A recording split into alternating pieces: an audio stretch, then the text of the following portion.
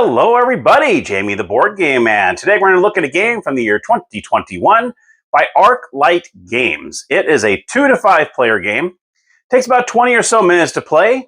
It's a tile game. Today we're going to be looking at Tiger and Dragon.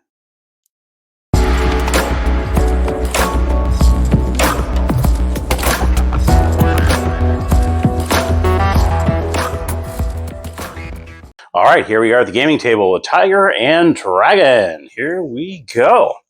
All right, so in Tiger and Dragon, what you're doing is you're trying to get to 10 points. And these are your little point markers here. Once you score points, you'll put them in these little holes here. And as soon as you reach 10 points, you win the game. Now, it is a 2 to 5 player game.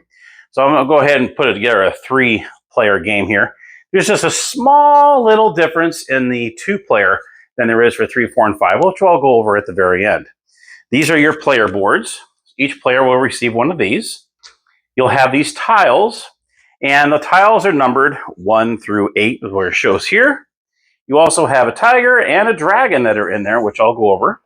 And you also have your first player marker. And then you have, well, these are the different battles that you get to go into. And depending on the battle, depends on how many points you get towards the end of that round. So I'll go ahead and go over that right now. So you have dojo battle, we have bamboo, forest battle, volcano battle, and so on. Then you have the red ones that are a little more detailed, a lot more, you have to have a certain last tile of the game and it has to go, I'll go over those in a minute. But what we'll do is we're going to go ahead and go over the dojo battle. This is the one that they recommend on your very first time playing. And I'll go over these in a little more detail at the end. I don't want to throw too much at you at the very beginning. So in this game, we're going to try the dojo battle. And this one, as you can see here, the winning the round with the higher numbered tile scores more points. So the very last tile you have, if it's a 7 or 8, you will get 4 points. Excuse me. If you end up with a 4, 5, and 6, you would get 3 points. A 2 or a 3, you get 2 points.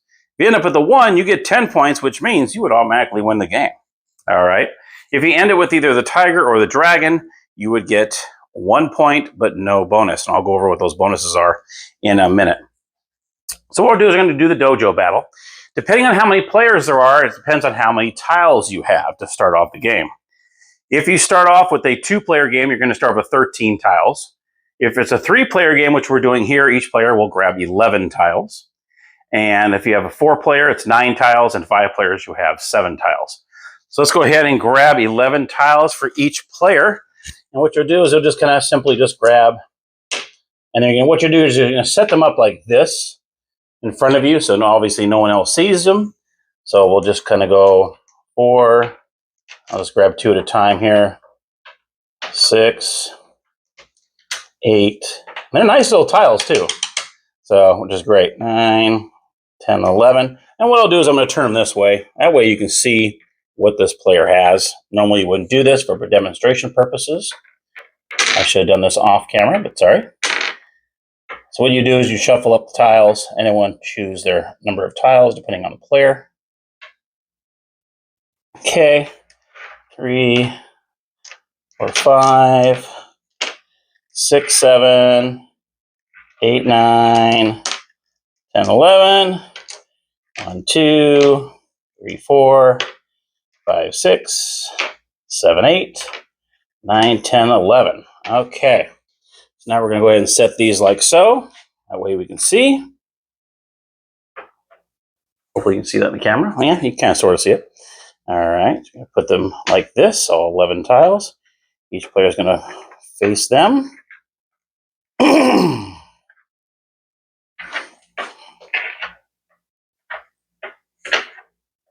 Okay. Here we go.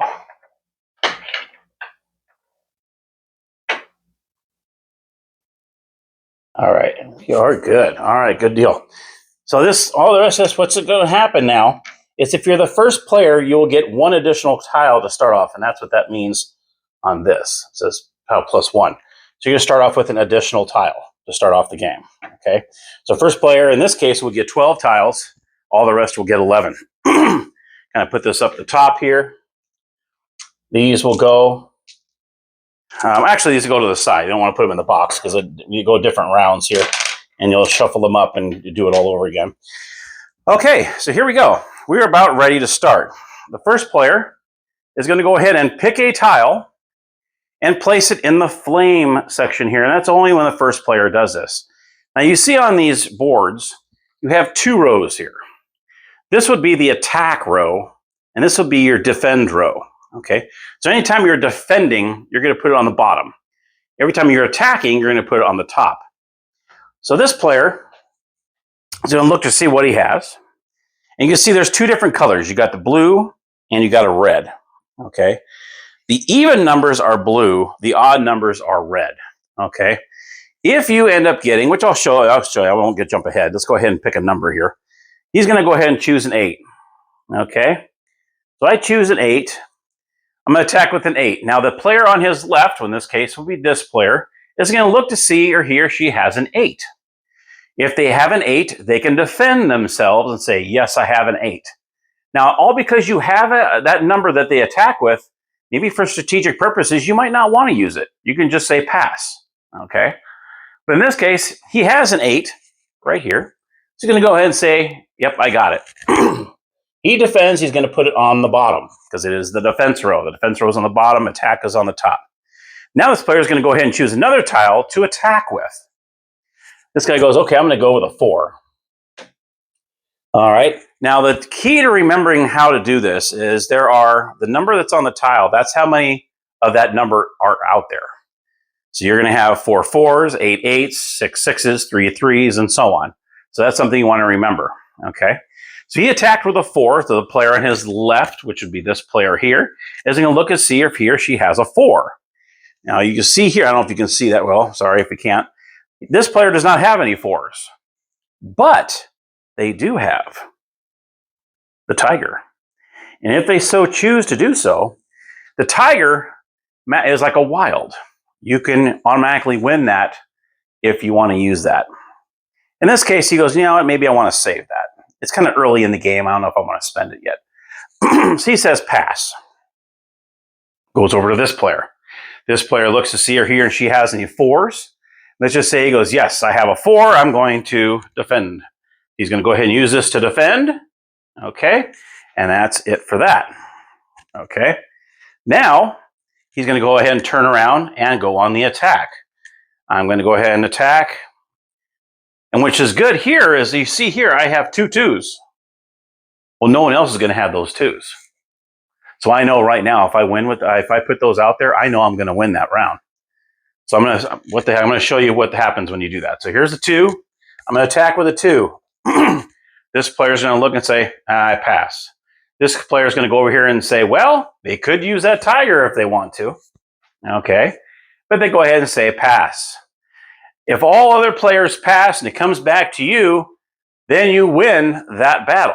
And what happens is you're going to take any one of these tiles and place it face down because you're not defending. You're going to place one of your tiles face down. He takes this tile, places it face down, and then he goes back on the attack again. Oh, well, guess what? I'm going to go with a 2. Haha. This player says pass. Let's just say this player says, nope, I'm going to defend. Boom. He goes ahead and says, you know what? You're getting a little out there. I don't have anything on my board. I better go ahead and throw it out there. So he goes ahead and defends.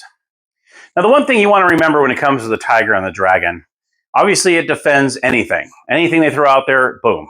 You can also use it as an offense, but you really don't want to do that because everything else beats it.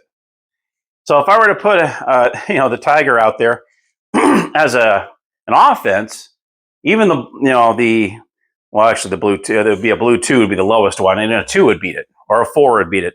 Any of the even numbers would beat it. So you really don't want to you don't really want to go on the offense with a tiger or dragon. It's primarily just a defensive tactic. Okay, so he went ahead and defended that too. He goes, nah, you ain't playing that no more. He goes ahead and plays it. Now he gets to go on the attack. And let's just say he's going to use this 5. Okay, I'm going to attack with a 5. This player looks, oh, I got a 5. I'm going to go ahead and defend myself. Boom. He defends himself, and now he goes back on the attack. I'm going to go ahead and attack with this 6. He looks over here. This player does have a 6. He's going to go ahead and defend, and now he's going to go back on the attack. I'm going to go back in the attack with a red 3. All right. This player's going to go over here, and he has a 3. I go ahead and I'm going to defend. Boom. He defends the 3.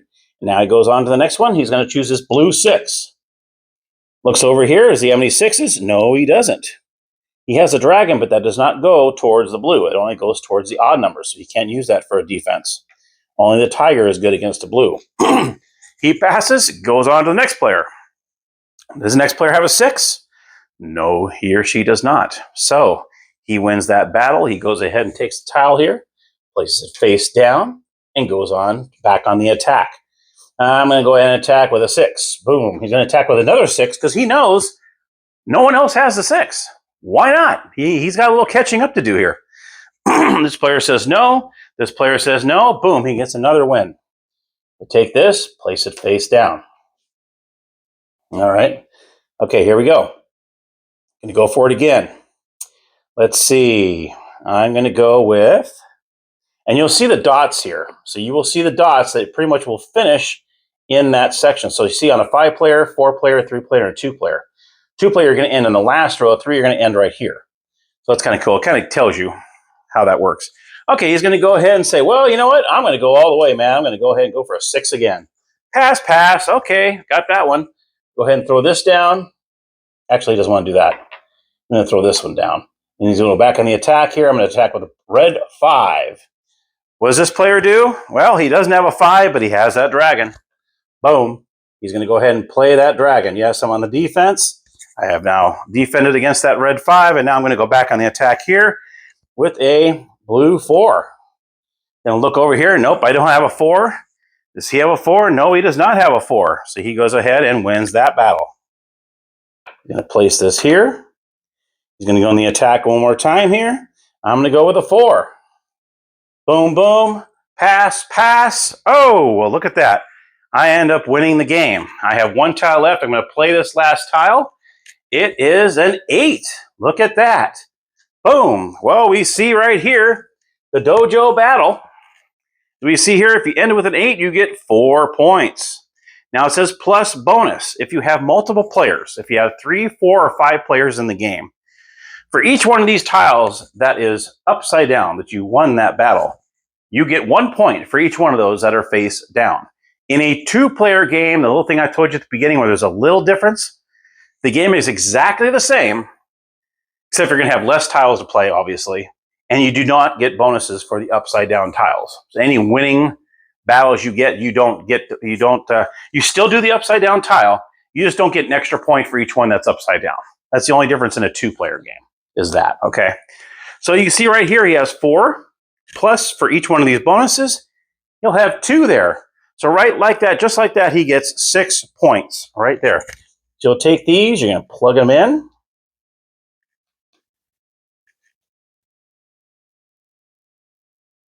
And just like that, he's got 6 points, okay? All right, and that was the end of the first round. You're going to go ahead and take all these tiles. You're going to place them all out in the middle again, like so. You place them all face down. You're going to shuffle them up like you normally would. You would go ahead and pick 11 tiles, and you go at it all over again, okay?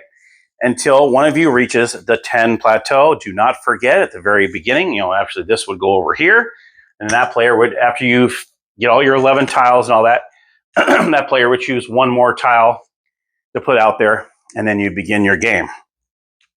All right. Now you also can do team battles as well.